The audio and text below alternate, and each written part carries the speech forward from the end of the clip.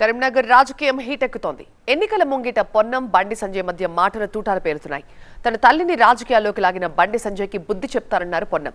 రాముడిపై అనుచిత వ్యాఖ్యలు చేసినట్టుగా నిరూపిస్తే సజీవ దహనానికి సిద్ధమంటూ సవాల్ విసిరారు మంత్రి.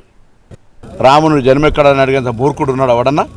అటువంటి రాముణ్ణి ఓట్ల రూపంలో అడుక్కునే మీరు, మలుచుకుని మార్కెటింగ్ చేసుకునే మీరు రాముని జన్మ గురించి కూడా అంశం లేవనెత్తుతారంటే మీ మూర్ఖత్వం ఎంత ఉందో ఒక్కసారి భక్తులంతా ఆలోచన చేయాలి.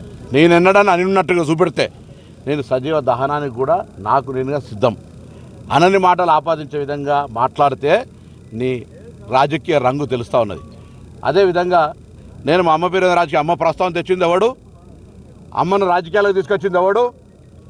దాని తర్వాత హుస్నాబాద్ నిండు అంబేద్కర్ స్టాచ్యూ దగ్గర బతికున్న మా అమ్మను పట్టుకొని ఆత్మ ఘోషిస్తుంది రావు ఎదవా, నువ్వు మళ్ళా మా అమ్మ కాలు ముక్తా అంటున్నావు. ఇలా నాకెంత బాధ కలుగుతుండొచ్చు.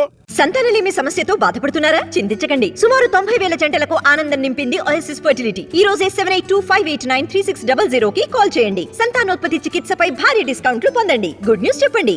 నేను ఎన్నడైనా ఏదైనా రాజకీయ పరంగా ఎవరైనా వ్యక్తిగతంగా కుటుంబాలను విమర్శించుకున్నామా? ఇవేందో రమేష్ బాబుతో ఇంత పెద్ద శత్రుత్వం ఉన్నా ఎన్నడూ కూడా వాళ్ళ కుటుంబ సభ్యులనే మాట్లాడలేదా? ఇలా నా అమ్మను పట్టుకొని బతుకున్న అమ్మ, నా తల్లి రోజు 4 సార్లు ఫోన్ చేస్తుంది, అందరికీ తెలుసు. ఏడుకైనా ఆశీర్వదిస్తుంది. అటువంటి ఆమెను పట్టుకొని ఇలా 80 సంవత్సరాల అమ్మను పట్టుకొని ఆత్మకు శోభిస్తుంది అంటున్నావా? బతుకున్నామని పట్టుకొని భార్య మంగళసూత్రం విలువ తెలుసా? ఎన్నికల్లా ఓట్ల కొరకు పిచ్చగా లెక్క పెళ్ళ మంగళసూత్రాలు అమ్ముకున్న నువ్వొక విధవ. నన్ను అంటుండి అలా ఎంపీగా నేను గెలిస్తే నువ్వు రాజీనామా చేస్తావని సిగ్గున్నారా? 3 సార్లు ఎమ్మెల్యే ఓడిపోయినావు. అసలు ఎంపీకి నీకు అర్హత ఉందా పోటీ చేసేది? అసలు ఎంపీగా రాజీనామా చేయాలి కానీ ఎమ్మెల్యే ఓడిపోయినాక మొన్న నేను నా నియోజకవర్గంలో ఎక్కడో కూడా గెలిచిన మొగోడిని. నీకు దమ్ముందా? నువ్వు ఎమ్మెల్యే ఓడిపోయి 3 సార్లు అదే నియోజకవర్గం నుంచి గంగుల కమలాకర్ నువ్వు కుమ్ముకాయ నువ్వు ఎమ్మెల్యే ఓడిపోవాలి, మళ్ళీ వాడో వీడో రాళ్ళు కొట్టినట్టు ఇటువంటి సానుభూతి తెచ్చుకోవాలి. రాముని జన్మెక్కడని అడిగేంత మూర్ఖుడు ఉన్నాడు ఎవడన్నా? అటువంటి రాముణ్ణి ఓట్ల రూపంలో అడుక్కునే మీరు, మలుచుకుని మార్కెటింగ్ చేసుకునే మీరు రాముని జన్మ గురించి కూడా అంశం లేవనెత్తుతారంటే మీ మూర్ఖత్వం ఎంత ఉందో ఒక్కసారి భక్తులంతా ఆలోచన చేయాలి. నేను ఎన్నడని అనున్నట్టుగా చూపెడితే నేను సజీవ దహనానికి కూడా నాకు నేనుగా సిద్ధం. అనని మాటలు ఆపాదించే విధంగా మాట్లాడితే నీ రాజకీయ రంగు తెలుస్తూ ఉన్నది. అదేవిధంగా నేను మా అమ్మ పేరు రాజకీయ అమ్మ ప్రస్తావన తెచ్చింది ఎవడు? అమ్మను రాజకీయాలకు తీసుకొచ్చింది ఎవడు? దాని తర్వాత హుస్నాబాద్ నిండు అంబేద్కర్ స్టాచ్యూ దగ్గర బతికున్న మా అమ్మను పట్టుకొని ఆత్మ ఘోషిస్తుంది రావు ఎదవా, నువ్వు మళ్ళా మా అమ్మ కాలు ముక్తా అంటున్నావు. ఇలా నాకెంత బాధ కలుగుతుండొచ్చు. నేను ఎన్నడైనా ఏదైనా రాజకీయ పరంగా ఎవరైనా వ్యక్తిగతంగా కుటుంబాలను విమర్శించుకున్నామా?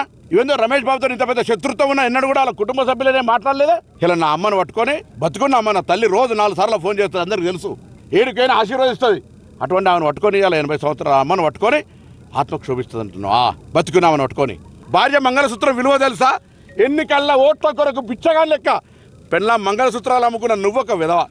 నన్ను అంటుండి అలా ఎంపీగా నేను గెలిస్తే నువ్వు రాజీనామా చేస్తావని సిగ్గున్నారా? 3 సార్లు ఎమ్మెల్యే ఓడిపోయినావు. అసలు ఎంపీకి నీకు అర్హత ఉందా పోటీ చేసేది? అసలు ఎంపీగా రాజీనామా చేయాలి కానీ ఎమ్మెల్యే ఓడిపోయినాక మొన్న నేను నా నియోజకవర్గంలో ఎక్కడో కూడా గెలిచిన మొగోడిని. నీకు దమ్ముందా? నువ్వు ఎమ్మెల్యే ఓడిపోయి 3 సార్లు అదే నియోజకవర్గం నుంచి గంగుల కమలాకర్ నువ్వు కుమ్ముకాయ నువ్వు ఎమ్మెల్యే ఓడిపోవాలి, మళ్ళీ వాడో వీడో రాళ్ళు కొట్టినట్టు ఇటువంటి